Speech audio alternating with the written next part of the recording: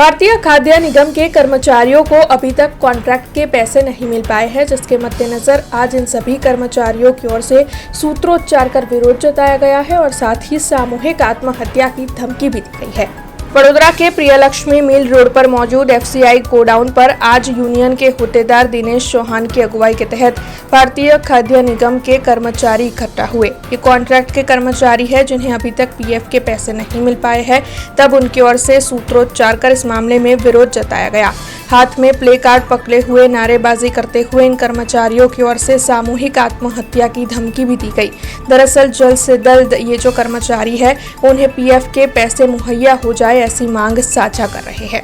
करवानुं अमे तो तारीखों आपी साहेब तो अमे तो धक्का खाई खाई थाकी गया, पण ए कशुं अमारो सांभळतो नथी अने एनो कॉन्ट्राक्ट गयो एटले अमने छूटा कर दीधा। हवे आटली उंमरमां अमे कई मेहनत करवा जवाना छे एने विचारवानुं। अमारो रूपिया लईने हाई फाई थई गयो अने अमे भीख मागता थई गया।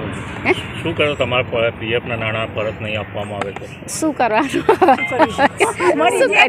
મરી જાય શું કરવાનું? તમારા સમજાય અમારા સમજાય સમજતા નથી તો શું કરીશું?